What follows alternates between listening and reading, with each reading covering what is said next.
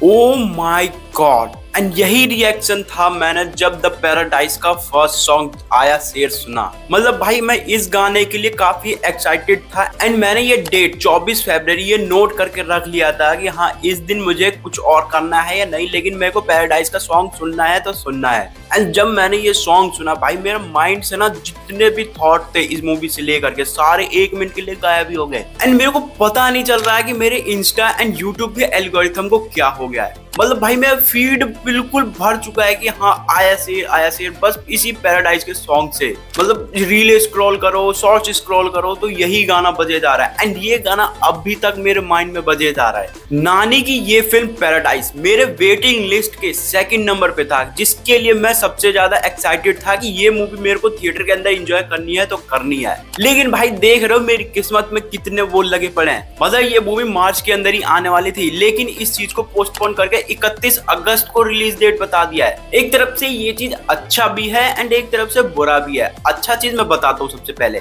मतलब इसी March month के अंदर टॉक्सिक एंड धुरंधर का क्लैश होने वाला है, जिसके वजह से जितनी मूवी भी रिलीज होने वाली थी मार्च मंथ के अंदर वो सारे पोस्टपोन हो चुके हैं। एंड यहाँ पे पैराडाइज के लिए ये काफी अच्छा पॉइंट था, क्योंकि अगर इसी मंथ के अंदर पैराडाइज मूवी को रिलीज करते तो शायद पैराडाइज मूवी की जो वैल्यू है ना वो कम हो जाती इस क्लैश की वजह से।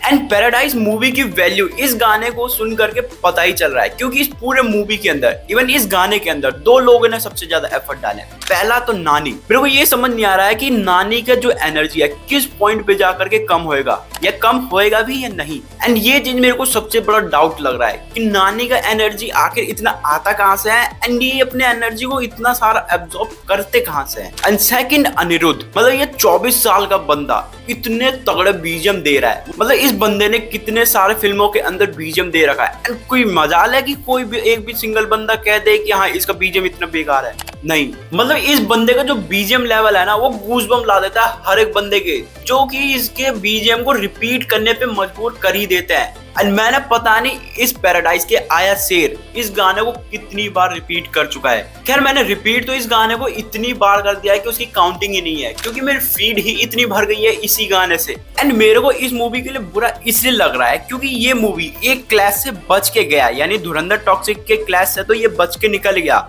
लेकिन अगस्त मंथ में जा करके ये फिर से फंस गया ये बंदा दूसरे क्लैश के अंदर। क्योंकि तुम्हें पता है ना अगस्त मंथ के अंदर दो बड़ी बड़ी फिल्में और आ रही है। एक तो कार्तिक आर्यन की नागजिला मूवी आ रही है एंड रणवीर कपूर एंड विक्की कौशल की लव एंड वॉर मूवी आ रही है। एंड ये दोनों ही मूवी बड़े लेवल पे शूट किया जा रहा है। एंड अब तुम यहाँ पे खुद ही इमेजिन कर लो कि अगस्त मंथ के अंदर 3 बड़ी बड़ी फिल्में आ रही है एक साथ। पैराडाइज हो गया, लव एंड वॉर हो गया, नागजिला के तो खैर वैसे अभी बहुत चांस कम लग रहे हैं एंड इस मूवी के डेट को भी पोस्टपोन किया जाएगा, क्योंकि अभी तक नागजिला मूवी की शूटिंग चली रही है। एंड दिल्ली के अंदर नागजिला की शूटिंग को लेकर के क्या सीन चल रहा है ये तो तुम्हें पता ही होगा। एंड नानी को जब मैंने फर्स्ट टाइम देखा था एज अ विलन की तरह, और वो भी मक्खी मूवी के अंदर, खैर तुमने देखा होगा तो तुम्हें पता ही होगा कि उसके अंदर ये विलन थे। एंड उस टाइम पे जब मैंने इनकी ये फिल्म देखी उस टाइम पे नानी के लिए जो पोजीशन मेरे माइंड में क्रिएट हो गई थी ना वो एक विलन के रोल में क्रिएट हुई थी कि हाँ ये बंदा विलन है। लेकिन फिर उसके बाद मैंने इनकी और मूवी देखी धीरे धीरे एंड पता चला कि विलन नहीं है, हीरो है। लेकिन अभी भी नानी को लेकर के मेरे माइंड में कंफ्यूजन ही रहता है, क्योंकि ये बंदा जब short hair and clean shape में होता है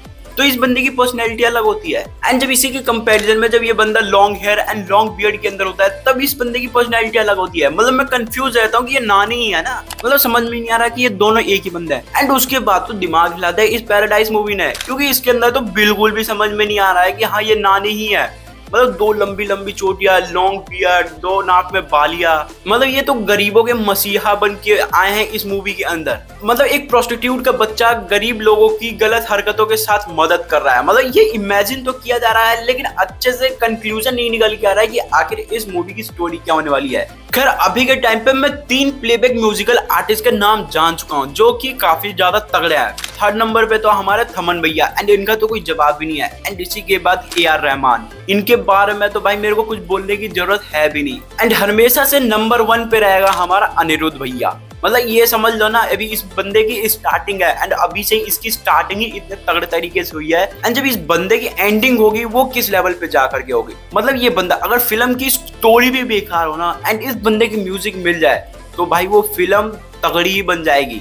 एंड सैल्यूट करता हूँ नानी को, क्योंकि ये बंदा जो अपने लिए स्क्रिप्ट चूज करता है ना, ये स्क्रिप्ट शायद ही ऐसा टाइप का कैरेक्टर या फिल्म स्टोरी तुमने कहीं देखा होगा या फिर सुना भी होगा, क्योंकि ये बंदा अपने मर्जी से स्क्रिप्ट चूज करता है एंड अपनी सारी एनर्जी यानी फुल पोटेंशियल उस एक सिंगल मूवी के लिए लगा देता है, ताकि जो रिजल्ट है वो हमेशा 100% ही निकल के आए। उसका मतलब ही नहीं है कि हाँ उसे 50% देना है, 70% देना है, नहीं, वो अपनी तरफ से बंदा 100% फुल पोटेंशियल देता है, तब जाकर के आज उसका इतना बड़ा नाम है, नानी द नेचुरल स्टार। खैर, अब इस गाने को सुन करके जो मेरा पेशेंस लेवल है ना वो एकदम टूट गया है एंड इस मूवी के लिए मैं काफी ज्यादा एक्साइटेड हूँ। एंड अगर इस मूवी से रिलेटेड कोई भी अपडेट निकल के आता है तो सबसे पहले मैं तुम्हें दूंगा, तो इस चैनल को सब्सक्राइब भी कर लेना ऐसे इंटरेस्टिंग अपडेट के लिए।